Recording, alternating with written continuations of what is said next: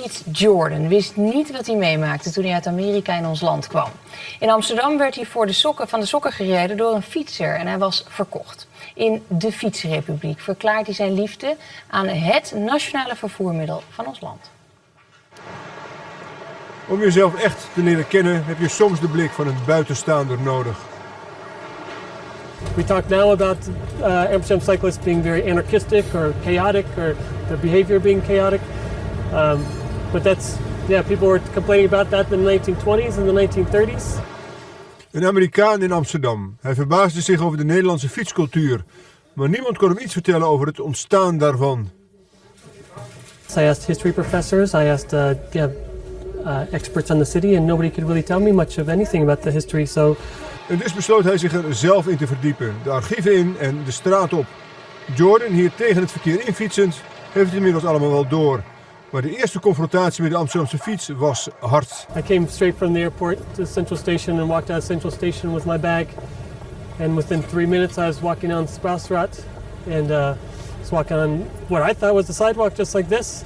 But within just a couple seconds a cyclist slammed into me and the young woman was mad, and I thought, what is she mad at me for? I'm the one I'm the one walking on the sidewalk. She's cycling on the sidewalk. I'm the one who should be mad. But then she took off again. But then as I started walking, I saw another cyclist, and I thought, what's going on here? En daar begon het dus. De fascinatie van Jordan voor een fietsende natie. Sympathiek, maar je moet wel blijven opletten.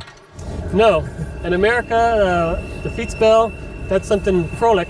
When you're cycling through the park and la la la la la and you ring the bell out of joy. Here, it's a danger sign. Here it's get the hell out of my way. Our next guest is the author of a new book entitled Dishwasher, One Man's Quest to Wash Dishes in All 50 States. Please welcome the one, the only Dishwasher Pete, Pete Jordan. Pete, come on. Pete Jordan is in Nederland nog een onbekende, maar in Amerika kreeg hij cultstatus als 's werelds beroemdste bordenwasser.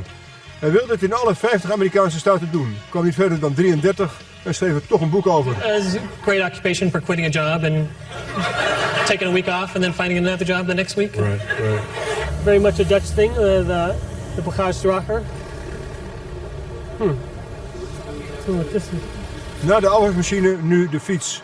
Hier is het meestal een roestend gebruiksartikel, in Amerika een statussymbool. So the last thing you'd want to be seen on is on an old rusted bicycle, because that only advertises to other Americans, I am poor.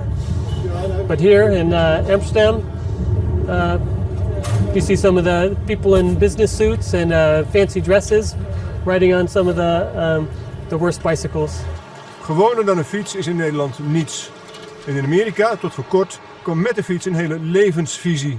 Yeah, if you were on a bicycle, that meant you were a young, angry man, and the bicycle was your identity, and you were always fighting with the cars and fighting with the pedestrians. But when I came here, I could very much relax. I was just one of hundreds of thousands. I was no one special, and I really enjoyed that. De Nederlandse fietser is ook een anarchist. En zelden wordt de fiets daar gezet waar de autoriteiten hem graag willen hebben. Zelfs de Duitse bezetter kreeg er weinig vat op. When the Germans got here, the cyclists drove them absolutely insane. They'd find cyclists. They would take the bikes away from the cyclists. They would take the ventielen from out of the wheels as punishment, and the cyclists would have to walk their bicycle away. But everything they tried, it didn't change anything. The cyclists kept riding very slowly in front of the German vehicles, or they'd speed through the red lights in front of the German vehicles. They gave them no respect at all. En volgens Jordan heeft de fiets wel het karakter van Amsterdam gered. Well, in the 1960s they were starting to think about how can we reorganize the city to accommodate more and more cars. And some plans were put forward to bulldoze entire neighborhoods and build freeways. I mean, another big plan was to fill in the canals to accommodate cars. Here on the Rokin, canals were filled in the 1930s, specifically to turn the Rokin into a parking lot. En in Amerika is de belangstelling voor de fiets de laatste 10 jaar behoorlijk gegroeid. Big cities have now, just in the last 10 years, have installed new bike lanes and bike racks, and more heightened attention has been paid to the bicycle. So there's been definitely a shift. How far that shift is going to go, it remains to be seen, but I hope it shifts greatly, yeah. En andersom, Amerika dringt ook binnen in de Nederlandse fietscultuur. But this is unusual. I A guess cup that's holder. yeah.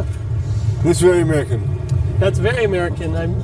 I know when I first came here, some of the other Americans I knew were complaining because they would go into a cafe to ask for a cup of coffee to go and get yelled at and say, "Get out of here, we don't sell to-go coffee." But now, 10 years later, Starbucks is normal and everybody's drinking their coffee on their bike. And yeah, now you have cup holders.